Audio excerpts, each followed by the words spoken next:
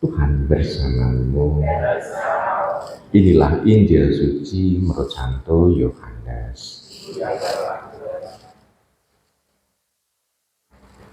Pada hari Minggu Paskah, ketika Yesus menampakkan diri kepada murid-muridnya, Thomas, seorang dari ke-12 murid yang juga disebut Didimus, tidak ada bersama-sama mereka. Maka kata murid-murid lain itu kepadanya, "Kami telah melihat Tuhan." Tapi Thomas berkata kepada mereka, "Sebelum aku melihat bekas paku pada tangannya, dan sebelum aku mencucukkan jariku ke dalam bekas paku itu, dan mencucukkan tanganku ke dalam lampungnya, aku sama sekali tidak akan percaya." 8 hari kemudian murid-murid Yesus berada kembali dalam rumah itu, dan Thomas bersama-sama dengan mereka. Sementara pintu-pintu terkunci, Yesus datang.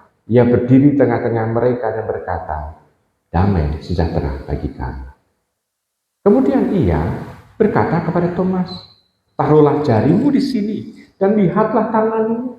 Ulurkanlah tanganmu dan cucukkan ke dalam lambungku, dan jangan engkau tidak percaya lagi, melainkan percayalah." Thomas menjawab kepadanya, "Ya Tuhanku dan Allahku." Kata Yesus kepadanya, "Karena telah melihat aku, maka engkau percaya. Berbahagialah mereka yang tidak melihat namun percaya." Demikianlah sabda Tuhan. Ibu, Bapak, Saudara, sekasih dalam Tuhan. Dalam bacaan Injil, kita melihat di sana keraguan-raguan Thomas akan peristiwa kebangkitan Tuhan. Namun Tuhan tidak mencela Thomas, namun justru meyakinkan Thomas bahwa dalam keterbatasan itu orang harus memikirkan soal iman. Jadi sebetulnya dalam hal ini sebetulnya mau untuk mengatakan kepada kita bahwa hal-hal yang ilahi itu masih bisa dipertanggungjawabkan akan dengan pengetahuan kita yang terbatas ini. Hal-hal yang abadi itu masih bisa dipertanggungjawabkan dalam hal-hal yang fana. Ini sebetulnya yang mau diungkapkan kepada kita melalui Thomas.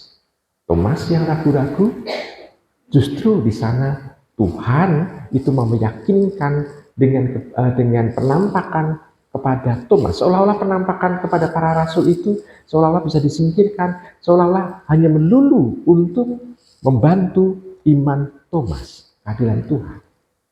Dan akhirnya kita bisa melihat iman kepercayaan Thomas terbangun kembali, dan akhirnya nanti setelah Pentakosta, Thomas itu langsung mewartakan Injil, berjalan menuju ke tempat yang jauh.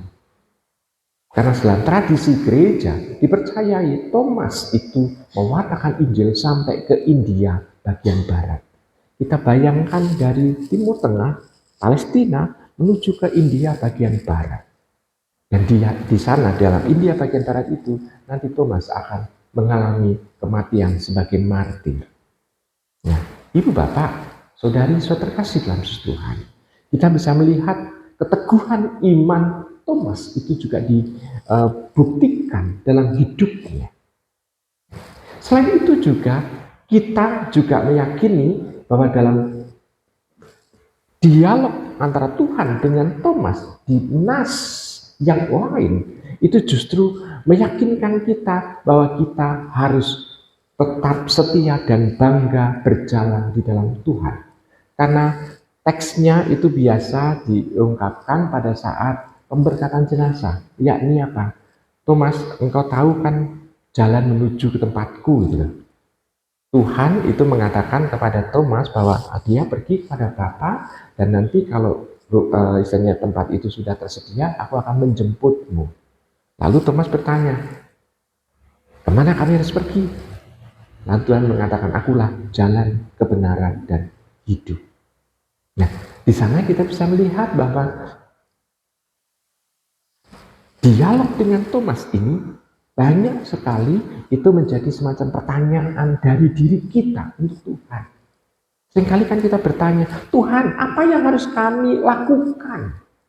Tuhan, apa yang harus kami perbuat?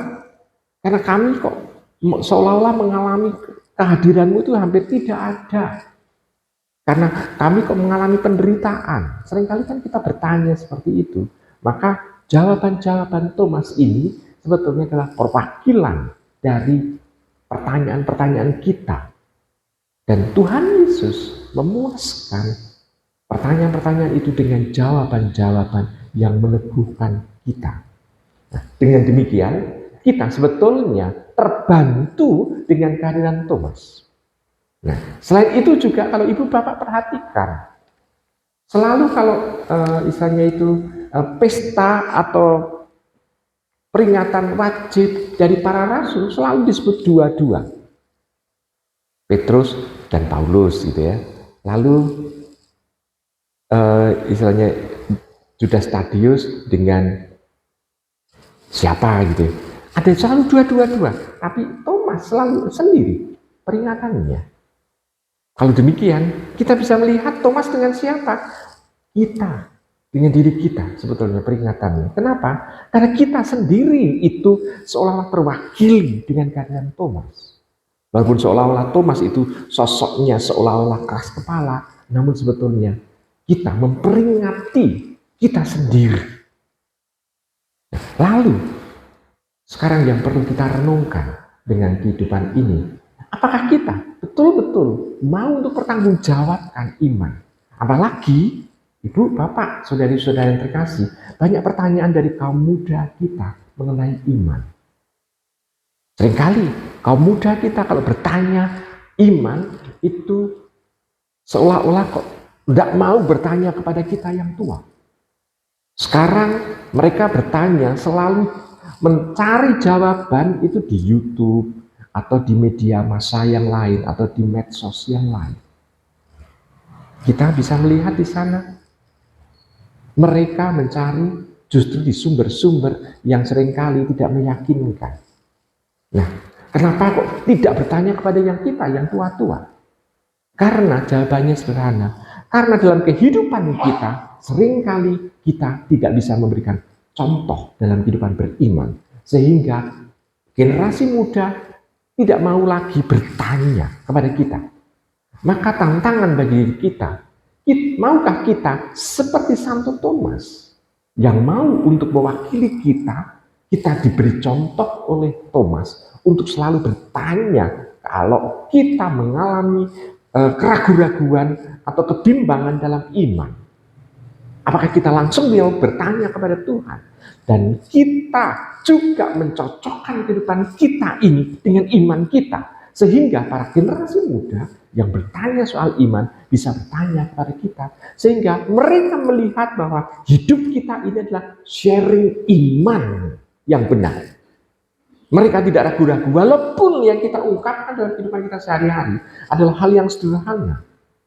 Maka peringatan Santo Thomas ini mau mengajak kepada kita apakah kita dalam hidup sehari-hari sudah memperlihatkan iman yang benar di hadapan Tuhan. Selamat merenungkan.